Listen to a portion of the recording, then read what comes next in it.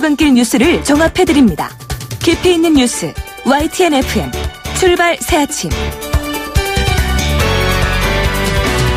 신율의 출발 새아침 3부 순서 시작합니다. 자, 오늘 새벽에는 약간 비를 뿌렸습니다만 오후에는 비가 그칠 것으로 보입니다.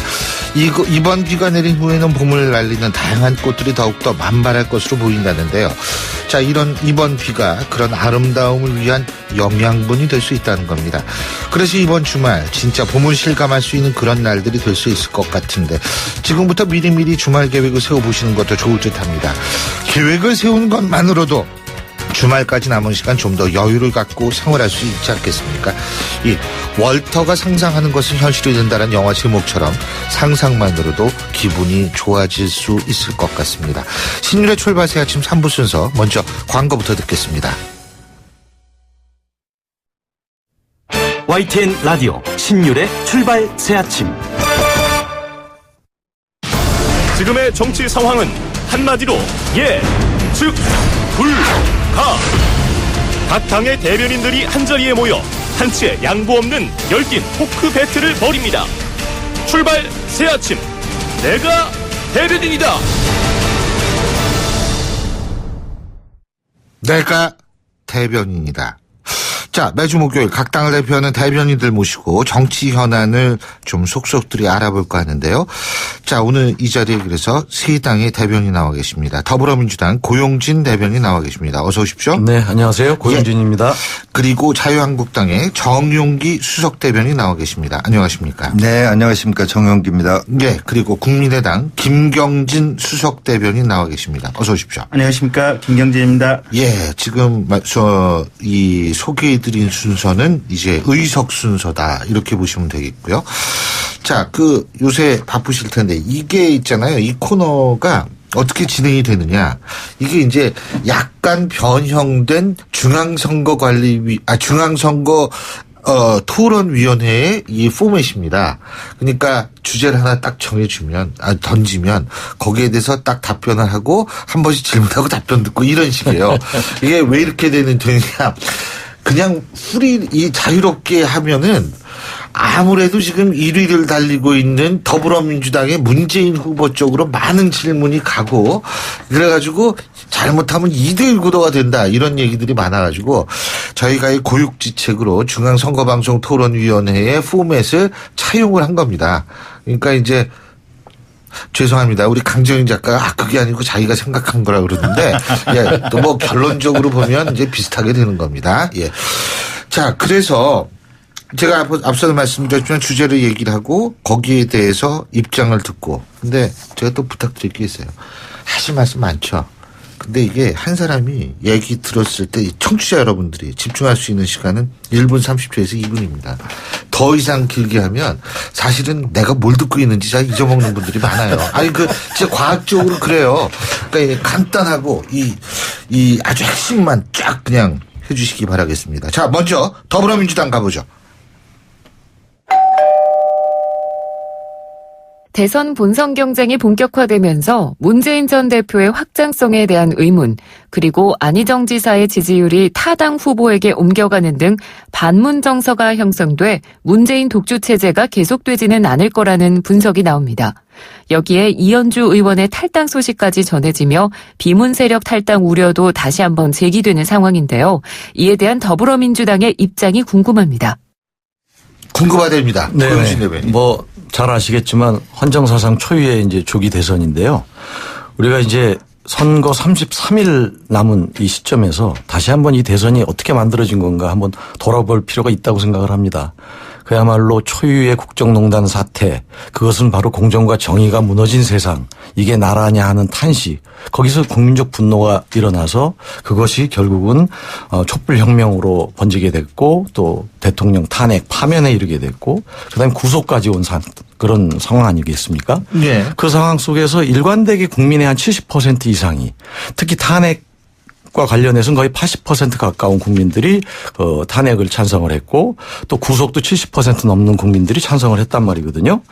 이러한 결과로 보면 국민들이 정치 세력에게 원하는 것은 결국은 정권 교체와 적폐 청산이라는 게 저희들의 판단이었고 민주당이 그것을 제일 잘 뜻을 받들어서 준비해 왔고 또 후보들이 뛰어왔다 그렇게 저희는 자평을 합니다. 그러한 게 수치로 나타난 것이 저희 더불어민주당 국민 경선이었는데요. 214만 명이라는 예. 그리고 그중에 77%가 투표했다는 정말 저희도 깜짝 놀랄 전무후무한 기록을 이렇게 가졌다는 것은 그런 국민들이 예. 이것을 할 수 있는 세력은 민주당이고 예. 그 민주당 후보한테 많은 예. 기대를 걸고 있다. 거기에 탄생된 후보가 문재인 후보다. 따라서 뭐 독주 체제냐 아니냐는 뭐 우리 추후에 논의를 하도록 하고요. 민주당의 문재인 후보의 당선은 확실시 되지 않느냐 승리할 수 있다 보고 있습니다. 그리고 네, 알겠습니다. 네네. 뭐 아까 이현주 의원 탈당 등 얘기했는데요. 예. 비문 세력의 탈당이라는 것도 아주 미미할 것으로 보고요. 네. 예. 통합의 길로 민주당은 이미 접어들고 있다. 승리의 길로 가고 있다 이렇게 생각을 합니다. 예, 정용기 대변인께서 얘기해 주시죠. 네, 뭐 지금 탄핵 그 상황 속에서 민주당 지지율 또 문재인 전 대표의 지지율이 올라간 건 맞습니다만은 그 이전에 이 대한민국의 다음 정권 전 정부의 대안 세력으로 국민들한테 인정받고 있었었나 그건 아니었다라는 점 지적드리고 싶고요. 무엇보다도 문재인 후보와 문재인 후보 주변의 분들은 이분법적 진영 논리에 빠져서 본인들만 선이고 다른 사람들은 청산과 청소의 대상으로 보고 있는 이런 시각이 문제다. 그래서 이런 시각이 있다 보니까 자기 자신들과 그 진영의 잘못은 보이지가 않는 거죠. 아예 인정을 안 하는 겁니다. 그러다 보니까 아들 비리 문제 지적해도 막 고마해 이렇게 하고 넘어가는 이런 발상.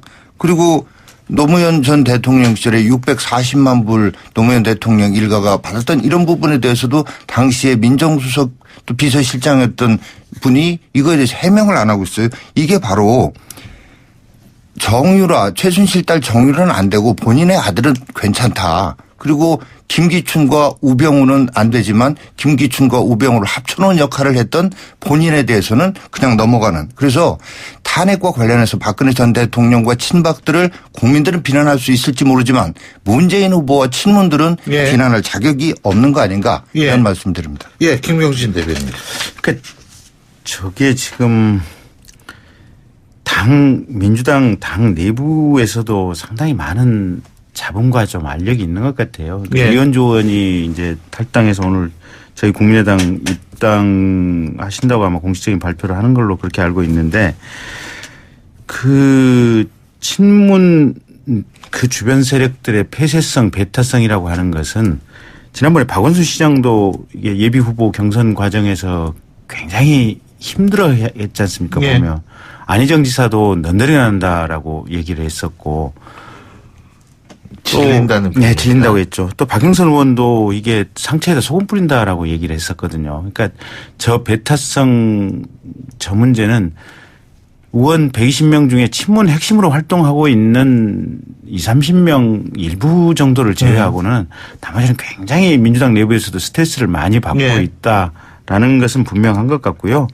그래서 이제 저희 같은 경우는 지금 좀 비교적 넓은 확장성, 예. 포용력 예. 이런 부분으로 지금 승부를 보려고 생각을 예. 하고 있습니다. 예. 자, 답변하시죠. 고영진 대변인.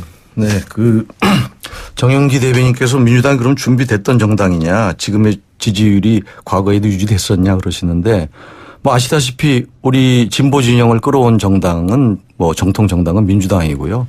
지난번 대선 때도 문재인 후보가 굉장히 많은 표를 얻지 않았습니까? 그래서 쭉 준비를 해왔었다는 말씀 드리고, 그다음에 이제 문재인 후보와 우리 당이 청소 이런 뭐 얘기들을 합니다만 청소란 말은 거의 쓰집니다. 근데 한번 대청소란 말을 해가지고 그게 계속 뭐 말꼬리를 잡히고 있는데 청산이라는 게 어떤 사람들을 정리하고 보복하겠다는 게 아니라 우리 지금 나라를 흔들고 있는 아까 말씀드렸던 국민을 분노케 했던 그러한 뭐 사법적 정의가 무너진 상황이라든지 또 뭐 정경유착이라든지 예. 이런 것에 어떤 요소들을 제거해내겠다.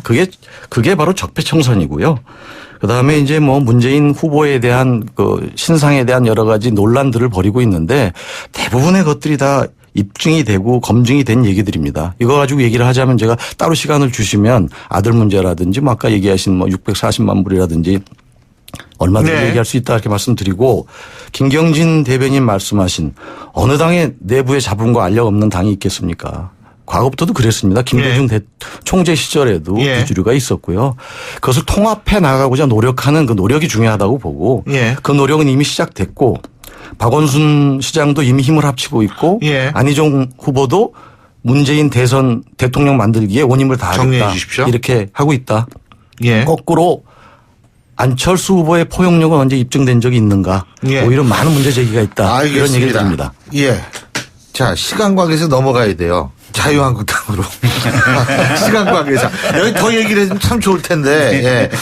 자, 신율의 출발 새아침 오늘은 각 당의 대변인이시죠. 더불어민주당 고용진 의원, 자유한국당 정용기 의원, 국민의당 김경진 의원과 함께하고 있는데요. 자, 방송 들으시면서 궁금한 점, 이 세 분께 묻고 싶은 점 있는 분들 짧은 문자 50원, 긴 문자 100원의 유료 문자죠. 샵 0945, 샵 0945로 문자 보내주시면 제가 대신해서 여러분께 여기 세 분 의원께 질문을 드리겠습니다. 자, 이번엔 자유한국당 질문 들어가 보겠습니다. 질문 주시죠. 자유한국당 대선 후보인 홍준표 지사가 이번 대선은 문재인 대 홍준표 좌우 대결이 될 거다 이야기합니다만 정작 최근 여론조사를 보면 국민의당 안철수 전 대표의 선전이 더 눈에 띄는 상황인데요. 자유한국당의 지지율 극복 방안과 바른정당 유승민 후보와의 연대에 대한 자유한국당의 입장 어떤 건가요? 어떤 거니에요? 네. 예. 일단은 안철수 후보의 지지율이 지금 올라가고 있는 건 사실인데 안 후보 쪽으로 모여지는 이 지지자들의 충성도, 결집력 이게 과연 강한 것이냐. 이게 이제 반기문 전 총장에 대한 지지부터 해서 안희정 지사에서 쭉 옮겨 다니는 유동성이 강한 이런 지지층이다라는 점에서 앞으로 조정의 여지가 굉장히 강하다라는 말씀드리고요. 반면에 우리 우파 유권자들은 최근에 여론조사에 아예 응답을 하지 않는다라는 이런 통계도 있습니다. 1000명을 상대로 조사를 하면서 본인의 정치적인 성향이 어떠냐라고 물었을 때 우파다, 보수다라고 답하는 예. 분은 86분밖에 안 되는 예. 이런 상황 속에서 벌어지는 여론조사이기 때문에 저희는 희망이 있다고 보고요. 또 그런 측면에서 우리 홍준표 후보는 예. 보수같이 우파같이 아주 충실한 후보라는 점에서 우파 유권자들을 결집시킬 수가 있겠다. 특히나 안보 면에서도 그렇고요. 그다음에 경제 면에서도 헌법이 정한 예. 기업의 자유와 창의라고 하는 부분을 첫째로 하고 경제 민주화를 보충적으로 적용하려고 하는 알겠습니다. 예, 이런 저기가 있고요. 예. 다만 이제 유승민 후보 이 부분 물어보셨으니까 예. 유승민 후보와 관련해서는 일단은 한 집안이었습니다. 예. 탄핵 때문에 갈라졌습니다. 예. 탄핵됐습니다. 예. 그렇다면 이제 합쳐져야 된다는 입장이고 이게 뭐 가령 우리 남북 간의 예. 문제도 분단할 때 주십시오. 과정 또 예. 분단 과정에서 벌어졌던 예. 일들 때문에 자꾸 조건을 달면은 통일 이루어질 수 있겠습니까? 예. 알겠습니다. 자, 그러면 여기에서 우리 김경진 의원. 예. 이제 더 이상 우리 정치에서 좌다 우다 우리 당의 색깔을 그런 관점으로 평가하고 규정 짓는 것을 이제 좀 안 했으면 좋겠어요. 이미 공산주의도 사실상 몰락을 했고 중국도 실제 자본주의거든요. 이제 보면. 예. 그래서 각각의 개별적인 상황 문제와 거기에 따른 정책 대안이 무엇인지 이제 이걸 논하는 이런 정치 환경으로 넘어갔으면 좋겠고 우리 정당의 정체성은 좌측이다 우측이다 이런 얘기는 더 이상 안 했으면 좋겠고요. 근데 이게 지금 이 후보 연대 이런 부분은 벌써 4, 5년 전부터 정치공학적인 선거 연대 이건 해서는 안 된다라고 하는 것이 대한민국 사회에 이미 예. 어떤 이 일반적인 인식으로 예. 대세가 굳어져 있습니다. 예. 그래서 이번 대통령 선거 과정에서 선거 연대 단일화 이건 부적절하다라는 입장이고요. 예. 또 한 가지는 보면 지금 바른정당 의원께서 안 나와 계시긴 한데 제가 그분들 말씀을 들어보면 자유한국당에서 바른정당이 갈라져 나올 때는 박근혜 전 대통령의 헌정 파괴 행위가 분명히 있었고 거기에 대해서 어떤 입장을 취하느냐. 정말로 탄핵에 찬성하느냐 반대하느냐 이런 가장 근본적인 입장 때문에 분당이 되어 나왔는데 그 부분과 관련해서 큰 틀에서 자유한국당의 입장 변화가 없고 또 박근혜 전 대통령에 대한 입장 변화가 없는데 지금 다시 후보 단일화라든지 이런 것은 있을 예. 수가 없는 일이다라는 알겠습니다. 입장이어서 예. 어쨌든 이게 이번 선거는 그런저런 알겠습니다. 부분보다는 정책적으로 누가 앞으로 미래를 보고 나아갈 수 있느냐 이걸 가지고 결정을 해야 될 시간이 아닌가 싶습니다. 예. 고영진 대변인. 네. 대통령 탄핵 정국의 어떤 주된 책임은 자유한국당이 있다는 건 뭐 불문가지의 사실이고요. 그래서 바른정당이 만들어져 나갔고 또 임명진 비대위원장이 들어와서 쇄신하겠다고 했는데 지금 돌아보면 과연 변한 것이 있는가 이런 질문 드리고 싶습니다. 기본적으로 뭐 저 당명만 바꿨지 친박이 청산된 것도 없고 또 밖으로 분당돼서 나간 유승민과 바른정당을 향해서도 이제 집에 들어와라 이런 식의 오만한 발언을 하고 있는 점에서 볼 때 과연 자유한국당의 변화 의지와 반성의 뜻이 있는가 한번 궁금하고요. 또 지금 자유한국당의 대선 후보가 된 홍준표 후보를 보면 소위 그런 우파 가치를 대변하는 후보로서 자격이 있는가 참 궁금합니다. 기본적으로 막말과 이런 국민 무시하는 그런 인터뷰 자세 등으로 지탄을 받고 있는데요. 정말 보수가 건전하게 서야 된다는 국민적인 기대도 있는데 이런 예. 것들이 제대로 되고 있는가. 예. 네? 과연 또 홍준표 후보는 대선을 완주하고자 하는 그런 의지가 있는가. 예. 왜 도지사직은 그런 식으로 자의적으로 이렇게 붙들고 있는가. 이런 부분에 대한 많은 국민적 관심과 의문에 답을 해 주셔야 된다. 예. 그런 생각을 합니다. 알겠습니다. 자, 답해 주시죠. 네, 일단 좌파 우파와 관련해서는 이런 거죠. 제가 다른 방송에서도 얘기를 했지만 우리나라만 이 좌파들의 어떤 전략 전술상의 네이밍 전략에 말려서 보수 진보라는 표현을 쓰지 유럽 같은 정치 선진국에서도 좌파 정권, 우파 정권 또 좌우 동거 정부 이런 표현을 다 씁니다. 우리 언론의 문제다. 우리 언론도 해외 정부에 대해서는 좌파 정권, 우파 정권이라고 표현을 쓰면서 국내 정치에 있어서만 자꾸 보수 진보라는 표현을 쓰고 좌파 우파라는 표현을 쓰면은 잘못된 것처럼 인식하고 있는 이게 문제다라는 점을 지적을 하고 드리고 싶고요. 그다음에 우리 고용진 대변인 말씀하셨는데 저희가 책임을 이런 거죠. 친박 책임 저희 느낍니다. 그리고 탄핵에 대해 다 승복했습니다. 그런데 친박 의원들의 경우에는 친박 의원들한테 책임을 묻되 법 절차에 따라서 당내에서 법이라면 당원 당규에 정해진 대로 책임을 물을 수밖에 없다라는 예. 현실적 한계가 있었다. 예. 그리고 저희 당은 예. 당 차원의 책임을 지기 위해서 근본적 제도 개혁인 개헌을 하자고 했는데 예. 더불어민주당의 친문 세력 중심으로 해서 그 근본적인 개혁을 가로막아서 대선 전 개헌이 불가능해졌다는 점에 대해서 좀 안타깝다는 말씀 드리고요. 홍 지사의 막말과 관련해서는 이분 독특한 뭐 잘했다는 거 아닙니다. 독특한 어떤 메시지 전달의 방법이고 이분은 지금 시대 상황을 대란의 상황으로 보고 있어서 대란 대치의 어떤 이런 대응을 하고 있다는 이런 측면이 있다는 점을 좀 말씀드리고 도지사직은 알겠습니다. 막상 내놓았으면 내놓았다고 또 비난을 할 것이라는 점을 좀 지적하고 싶습니다. 예. 자, 저는 뭐 그냥 날로 가는 겁니다. 자, 이번엔 국민의당에 관련된 질문입니다. 녹음 주시죠.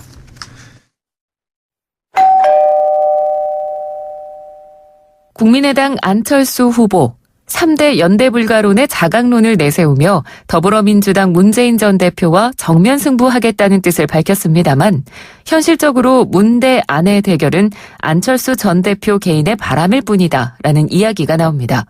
특히 보수 중도층의 도움 없이는 문재인의 벽을 넘기 어렵다는 이야기가 나오는데요. 좀 더 유연한 포용력이 필요하다는 지적에 대한 국민의당 입장이 궁금합니다. 예. 김경진 의원.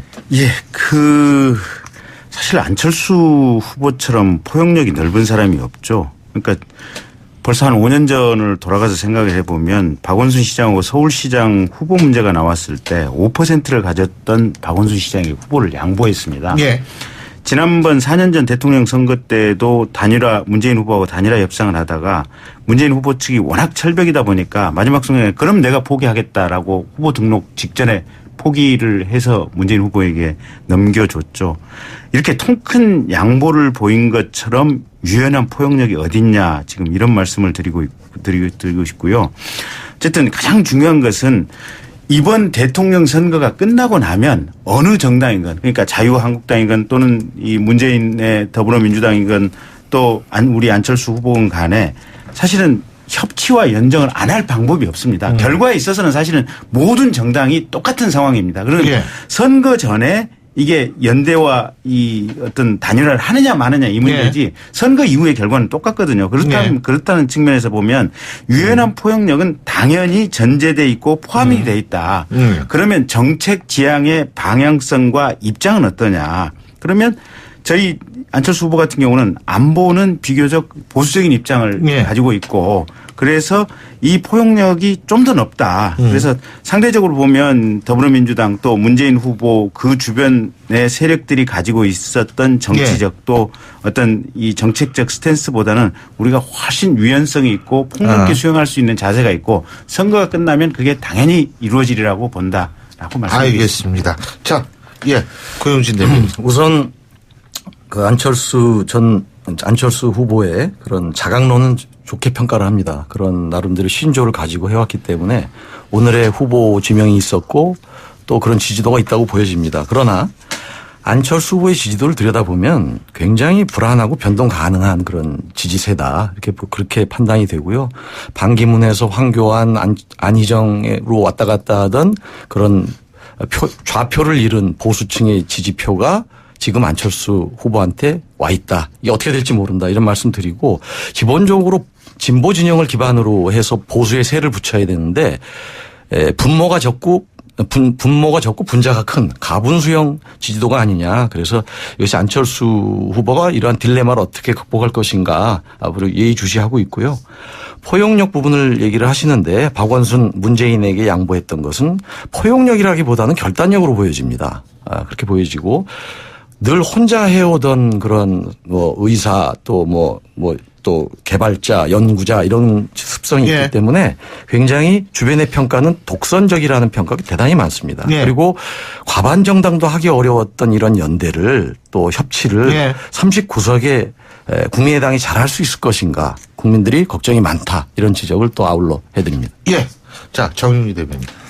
네. 그 국민의당과 안철수 후보는 좀 이렇게 뭐랄까 질린 분들의 모임 아닌가. 그래서 문재인 후보와 친문그룹한테 질린 분들이다라는 점에서는 그분들보다 나을지 모르지만 구체적으로 정체성이 무엇인지 대안이 무엇인지에 대한 부분이 정확치가 않다. 그래서 이번 탄핵 사태를 거치면서도 개헌, 대선 전 개헌 내지는 대선과 동시에 개헌 내지는 개헌을 위한 개헌 이런 과정에서 안철수 전 대표와 국민의당의 적극적인 역할을 기대했음에도 불구하고 아주 모호한 입장을 취했습니다. 그리고 이제 와서 국민에 의한 연대라는 아주 모호한 얘기를 합니다. 또 이념과 안보 면에 있어서도 정체성이 무엇인지에 대한 국민들의 그 궁금증이 해소되지 않고 있습니다. 아주 단적인 예로 지금 북한의 6차 핵실험이 임박해 있다고 하고 최근에도 북한의 미사일 도발이 있었습니다만은 여기에 대해서 사드 배치에 대해서 국민의당은 반대하는 이런 입장인 걸로 알고 있는데 이게 그러면서 중도 우파의 지지를 호소합니다. 우파 유권자분들이 이런 정체성을 제대로 인식한다면 그게 계속해서 지지될 수 있겠는가 하는 의문을 가져봅니다. 예. 자, 김경진 의원. 예. 우선 고영진 의원 질문하신 변동 가능한 표들이 움직이지 않느냐. 맞습니다. 근데 그 변동 가능한 표가 절대로 문재인 후보에게는 안 가는 표입니다. 그 문재인 후보에게는 안 가는 표가 그러면 우리가 찍을 만한 갈 만한 귀속처가 어딘가. 그래서 그러면 이제 후보가 확정된 이 시점에서는 마지막으로 갈 만한 데는 안철수다라고 보고 있기 때문에 더 이상 변동은 없다라고 지금 보여지고 있고요. 그다음에 니들 39석 가지고 뭘 할래? 근데 아까 마찬가지지만 39석이건 119석이건 간에 이번 대통령 선거 끝나면 협치와 연정을 할 수밖에 없다. 180석이 안 되는 한은. 근데 오히려 39석이 훨씬 더 포용하고 같이 할 수 있는 룸과 스페이스가 넓기 때문에 포용 협치가 훨씬 더 쉽고 가능하다라고 얘기 드릴 수 있고요. 그다음에 국방과 관해서 너희들 정체성이 뭐냐 이제 이런 질문이신데 저희 안철수 후보 정책이 그렇습니다. 현재 GDP 대비 국방 예산이 2.4%인데 그걸 3%까지 올리겠다라는 게 하나 있고 두 번째는 사드를 가지고 북한 핵미사일 이제 당내 혼선이 있는데 어떤 거냐. 사드 안철수 후보 배치하겠다라는 입장이고 사드도 중요하지만 중저거리로 내려오는 이런 미사일을 막기 위해서는 킬체인이라든지 KAMD를 좀 더 개발을 하겠다. 그다음에 일부 후보들은 지금 이 징병제를 모병제로 바꾸겠다고 하는데 안철수 후보는 그대로 지금 징병제 유지해서 가겠다. 국가를 위해서 징병제 유지가 필요하다. 그다음에 국방기술의 과학화를 위해서 적극적으로 노력을 하겠다. 이런 분명한 국방정책을 가지고 있기 때문에 그래서 저희 안철수 후보의 국방에 관한 정체성이 모호하다라고 하는 것은 조금 잘못된 지적이 아닌가 싶습니다. 자, 이게 이제 여기까지는 이제 형식에 간 거고요. 이제 4분 남았습니다. 3분 남았습니다. 3분 동안 제가 좀 여쭤볼 게 있어요. 각 당 네거티브 많이 준비하고 계시죠? 솔직하게 한 분씩. 이번에 이제 거꾸로 차례로 우리 정용기 대변인부터 네거티브, 상대에 대한 네거티브 준비 안 하셨어요? 뭐 앞서 이제 네거티브 정당 차원에서 네거티브라기보다도 문재인 후보에 대해서 국민들이 의혹을 갖고 계시는 부분이 있는데 해명을 안 하고 막 고마해 막 이런 태도 그 내용 자체 해명이 된다면 그건 그대로 받아들일 용의도 있습니다. 그런데 본인이 해명을 하지 않는다는 거 이 점을 지적하고 싶습니다. 알겠습니다. 우리 김경진 의원. 근데요 그게 안철수 후보도 지난번에 예비 후보 등록을 하고 한 4개월 정도 대선 후보 행보를 했지 않습니까? 또 문재인 후보는 본선거까지 출마를 했고 그래서 별로 피차간에 검증할 것들이 많지는 않다. 다만 근데 지난번에 이제 수면 위에 올라갔던 부분들에 대해서 사실은 박근혜 대통령도 2007년도 당내 경선할 때 최태민 씨 문제가 그렇게 나왔는데 2012년도 선거 때 그냥 넘어갔다가 이 사태가 생겼던 거거든요. 그래서 검증할 필요가 있는 것들은 다시 한번 떠들어볼 필요는 있다라는 정도 생각입니다. 우리 더불어민주당 입장에서는 고영진 대변인. 어찌 됐건 계속 민주당에 대한 지지도가 견조하고 또 후보에 대한 지지도도 1위를 달리고 있기 때문에 뭐 타당에 대한 네거티브를 준비하고 있지는 않고요. 오히려 소위 말하는 반문 정서, 우리 후보로 된 문재인 후보에 대한 반문 정서가 이게 실체가 되게 모호한 것이거든요. 이런 부분들을 어떻게 좀 잘 설득하고 통합의 메시지로 나갈 것인가, 이런 쪽에 포지티브한 쪽에 아무래도 주력을 해야 되지 않을까. 물론 우리 정영기 의원님 말씀하신 대로 국민적 의혹에 대해서는 아마 또 기회가 있을 겁니다. 소상하게 밝힐. 그래서 제기되신 그런 거에 대해서 여러 가지 답변들을 준비하고 또 증빙 자료를 준비하고 그러고 있다는 말씀을 드립니다. 알겠습니다. 오늘 방식에 대해서 여러분들 어떻게 생각하시는지 모르는데 이게 우리가 좀 여러 시도를 해봤는데 솔직한 얘기로 이거 그냥 하다 보면 아까도 얘기했지만 혼자 2대1이 되는 거예요, 우리 고영진 대변인이. 그러면은 나중에 끝나고 나가지고 아니 뭐 상황이 그런 걸 이해하겠는데 너무 힘들다는 얘기가 절로 나올 수가 있거든요. 지금까지 탄핵 정국에서는 자유한국당이 늘 3대1 토론을 해왔습니다. 그렇게 또 여유 있게 말씀해 주시면 저로서는 상당히 또 고맙죠. 저희는 또 절대 양당이 싸우고 있으면 상대적으로 좀 조용히 있습니다. 저희는. 근데 있잖아요. 이렇게 이해하고 막 이런 분위기 이거 진짜 좋아요. 전 대선도 좀 이렇게 좀 이해하고 물론 뭐 따지건 따져야 되겠지만 사실 이랬으면 좋겠고 다음 주 오늘 기분 나쁘신 분은 없으셨죠? 다음 주 요즘은 뭐 그대로 나오는 겁니다. 자, 청취자 질문 진짜 많이 들어왔는데 소개 못 드린 점 양해해 주시기 바라겠고요. 다음 시간엔 저희가 시간을 조금 늘려가지고 청취자 여러분들 질문 답변 드리는 시간도 꼭 마련하겠습니다. 자, 오늘 세 분 감사했습니다. 고맙습니다. 감사합니다. 지금까지 민주당의 고영진 대변인, 국민의당 김경진 수석 대변인, 자유한국당의 정용기 수석 대변인 세 분과 함께 했고요. 신율의 출발 새 아침 3부 순서 여기서 드립니다. 잠시 뒤 4부에서 뵙겠습니다.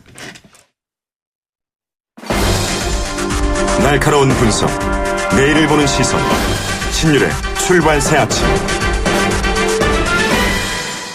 신율의 출발 새 아침 4부 순서 먼저 광고부터 듣겠습니다.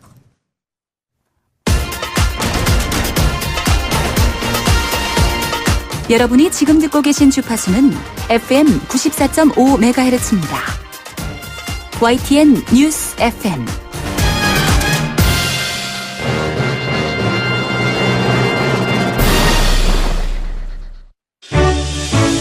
역사의 시선으로 뉴스를 읽어봅니다. 히스토리 뉴스.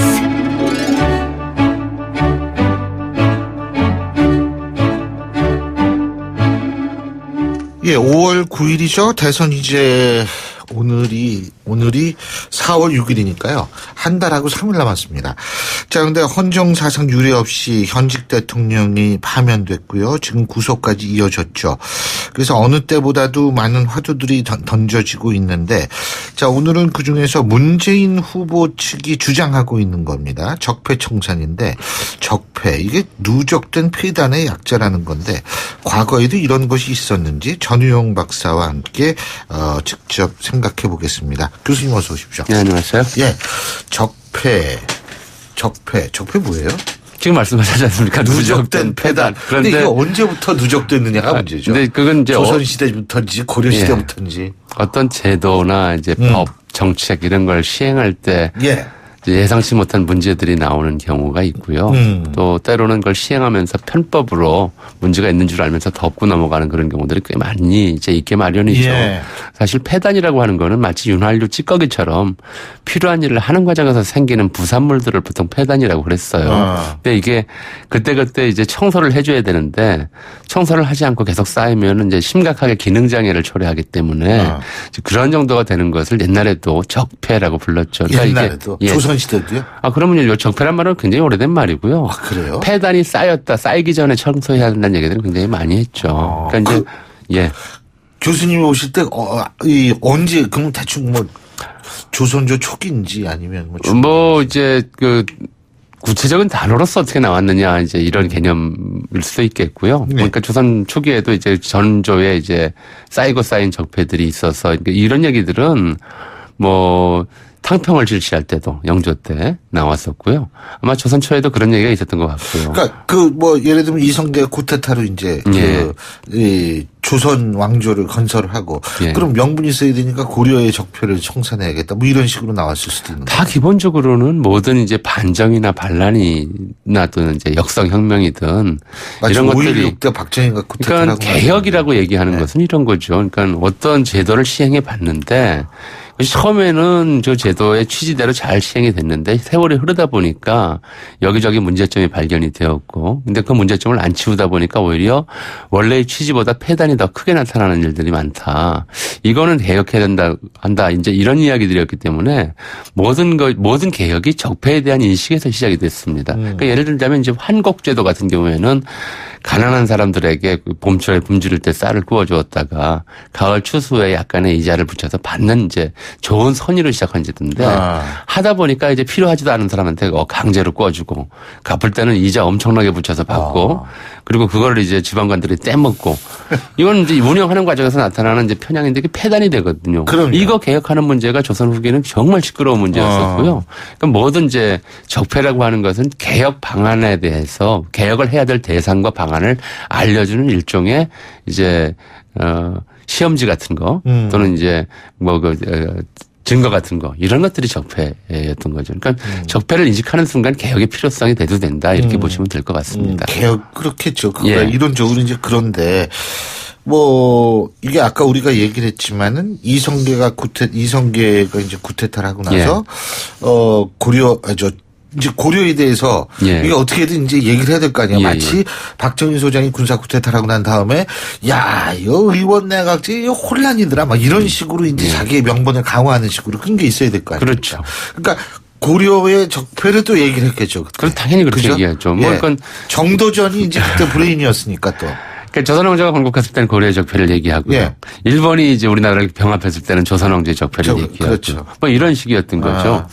그러니까 이제 뭐 조선시대 같은 경우에는 고려시대의 적폐로 예컨대 지나친 불교를 숭상한다든가 또는 이제 왕권이 안정되지 못하고 권문세족들이 정권을 농단하고 있고 수많은 재산을 그들이 가지고 있을 뿐만 아니라 양민을 노비로 만들어서 국가 재정을 파탄시킨다든가 뭐 이런 문제들이 거의 모든 것들이 다 이제 전 왕조의 잘못된 폐단으로 지적됐고 이런 폐단들이 이제 폐단의 희생자에 대한 인식이 굉장히 중요하죠. 피해자 희생자에 대한 결국은 이런 폐단들로 인해서 그 피해를 고스란히 죄 없는 일반 백성들이 보고 있다.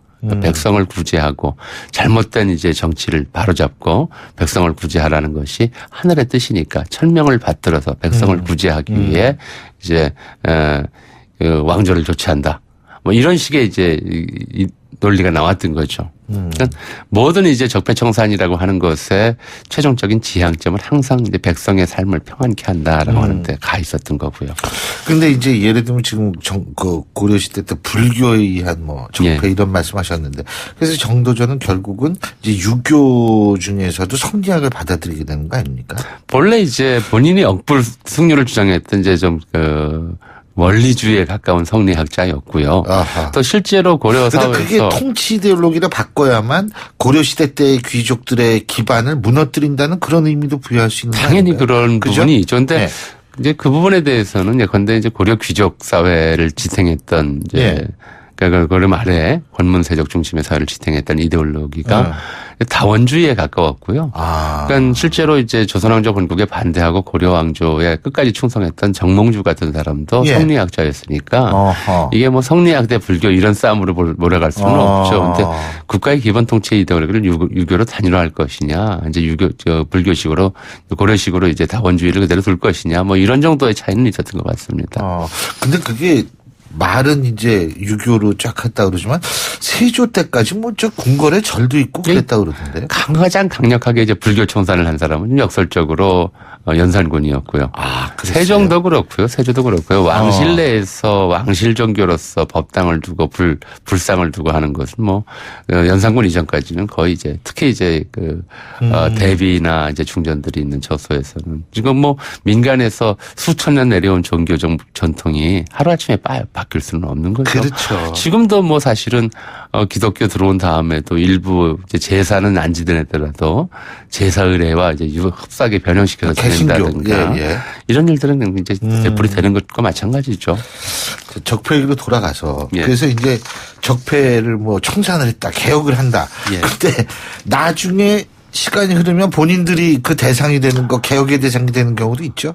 당연히 그렇죠. 근데 이게 문제는 이제 자초지종에 대한 인식이에요. 자초지종. 어떤 폐단이 예. 어떤 일이 어떻게 시작되어서 예. 어떤 폐단을 낳아서 어떻게 이제 말패를 드러냈고 말패라고 하죠. 그걸 개혁하면서 이제 다시 새로운 시스템이 시작되잖아요. 예. 그럼 새로 시작되는 것도 또 부작용들이 생길 수밖에 없어요. 이 부작용이 적폐인 거죠. 그러니까 적폐를 청산하겠다고 나선 세력이 또 적폐의 주범이 된다 이런 얘기를 흔히 하는데 사실은 적폐의 내용이 다를 수 있다는 것이 이제 첫 번째고요. 예를 들어서 이런 거죠.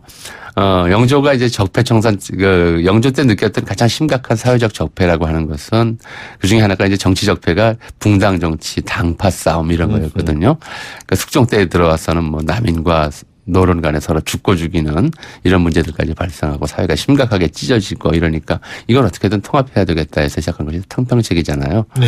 그러니까 탕평을 실시하면서부터 이제 이른바 붕당 정치의 폐단이 좀 시정이 되고 서로 죽고 죽이는 문제들은 이제 사라졌죠. 그 대신에 이제 탕평파라고 하는 또 다른 이제 이게 좋은 게 좋은 거다. 서로 격렬하게 싸우지 말자. 싸우고 옳고 그름을 가려야 될 상황도 서로 타협하고 아니면 이제 이제 탕평의 정신에 맞춰서 관직을 나눠 먹고 이런 식의 또 다른 폐단이 나타나는 거죠. 그러니까 이게 어떤 하나의 이제 그 정책을 추진하는 과정에서 나타났던 폐단이 이걸 시정하는 과정에서 또 다른 폐단을 낳는 경우들은 이제 일상 다반사이고 모든 역사 속에서 나타나는 현상이었으니까 사실 굉장히 중요한 것은 적폐 청산하느냐 마느냐라는 캐치프레이즈보다는 적폐를 청산하는 과정에서 또 다른 폐단이 생기지 않도록 세심히 관찰하고 그때그때 청소해내는 이런 이제 시스템이라든가 이제 행정 능력 이런 것들이 필요한 거라고 보입니다.